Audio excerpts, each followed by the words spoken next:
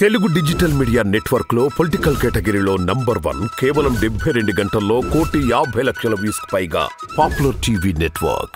ముఖ్యంగా రాజకీయాలను, డబ్బుని, సామాజిక వర్గాన్ని విడదీసి చూడలేమండి. ఎవరికి ఎక్కువ డబ్బులు ఉన్నాయో, ఎవరు ఎక్కువ సూట్ కేసులు పంచిపెట్టగలరో వాళ్ళకే సీట్ ఇస్తున్న పరిస్థితి. అండ్ సామాజిక వర్గాలు, ఈ కాస్ట్ సిస్టమ్ అనేది కూడా చాలా బలంగానే ఉంటుంది. ఇప్పుడు కాపులందరూ నా వైపే ఉండొచ్చు అనుకుంటున్న పవన్ కళ్యాణ్ గారికి నిజంగానే కాపులందరూ ఆయన వైపు ఉన్నారా? ఏం జరిగింది అంటే ఇప్పుడు మీరు కాపులు తర్వాత కమ్మాస్ తీసుకుంటే వాళ్ళిద్దరి మధ్యన వైరుధ్యము ఎన్టీ రామారావు కాలం నుంచి ఉంది. ఇప్పుడు మీరు ఎన్టీ రామారావు కాలంలో కాపులు తమకు కూడా భాగస్వామ్యం ఉంటుంది, తప్పకుండా ఎన్టీఆర్ గెలిస్తే ప్రభుత్వంలో తమకు ఒక ఇది ఉంటుందని సపోర్ట్ చేశారు. చేసిన తర్వాత నిజంగా వాళ్ళు అనుకున్నటువంటి భాగస్వామ్యం డిప్యూటీ చీఫ్ మినిస్టర్స్ లేకపోతే క్యాబినెట్లో వాళ్ళకి స్థానం ఉంటుంది అనేది ఏతుందో అది వాళ్ళు ఆశించిన రీతిలో జరగకుండా అప్పటి నుంచి కూడా టీడీపీ పార్టీ విషయంలో కాపుసు ఒక రకంగా అపోజిషనే ఉంది. ఇప్పుడు జగన్మోహన్ రెడ్డి దాంట్లో కూడా కాపులు ఇప్పుడు మా పవన్ కళ్యాణ్ ఇటు వచ్చాడు కాబట్టి కాపు వర్గం, కానీ ఆల్రెడీ కాపు నాయకులు పవన్ కళ్యాణ్ ఇంట్రెస్ట్లో కాదని కూడా వాళ్ళు అంటున్నారు. చాలా పాతకాలము కాపు నాయకులు ఎవరైతే కాపు ఉద్యమాన్ని నడిపారు, కాపు ఉద్యమాన్ని నడిపిన వాళ్ళు కూడా ఇప్పుడు చంద్రబాబు నాయుడు గారికి వెయ్యాలా వద్దా, తర్వాత జగన్మోహన్ రెడ్డి అని, కానీ పవన్ కళ్యాణ్ విషయంలో మాత్రం వాళ్ళు తప్పకుండా ఈయనేం చేస్తాడు, ఈయనేం చేయలేడు అని ఆ మాట అంటున్నారు.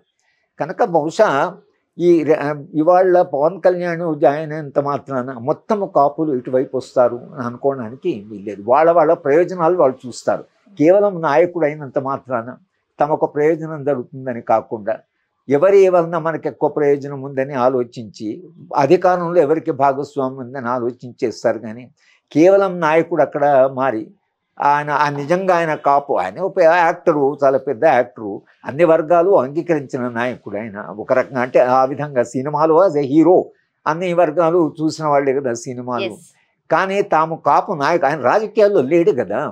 రాజకీయాల్లో లేనప్పుడు ఆయన మా రాజకీయ నాయకుడని జనం అనుకోవడానికి, కాపు వర్గాలు అనుకోవడానికి చాలా కష్టం. అసలు వైఎస్ఆర్సీపీ ఘంటాపదంగా చెబుతున్నారు 151 సీట్లతో మళ్ళీ అధికారం అది అందరు చెప్తారమ్మా. బీజేపీ 400 సీట్లు అంటున్నారు. తర్వాత ఎక్కడ చూసినా కూడా రూలింగ్ పార్టీ ఏదైతుందో మేము గెలుస్తామని చెప్పుకోవడానికి అది ఉంటుంది. అది చెప్పడం ఎందుకు కారణం అంటే ఒక సెక్షను స్పష్టత లేని సెక్షన్ ఉంటుంది మిడ్ పాయింట్లో, అటా ఇటా ఎవరు అని అనుకుంటారు. కనుక ఆ రూలింగ్లో ఉన్న పార్టీ మేము ఇన్ని సీట్లు ఖచ్చితంగా గెలుస్తామని చెప్పడానికి కారణం ఏంటంటే ప్రజల విశ్వాసాన్ని కలిగించడానికి.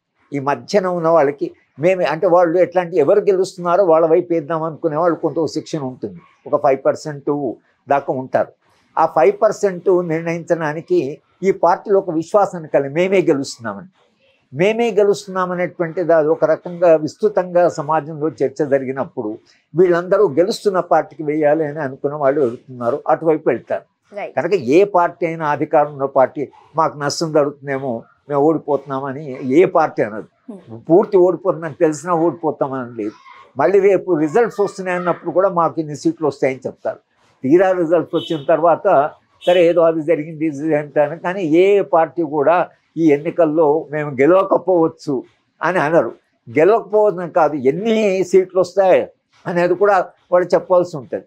కనుక మాకు 150 వస్తాయి, మాకు అన్ని సీట్లు వస్తాయి. ఇప్పుడు బీజేపీ వాళ్ళు మాకు 400 సీట్లు వస్తాయి అంటున్నారు.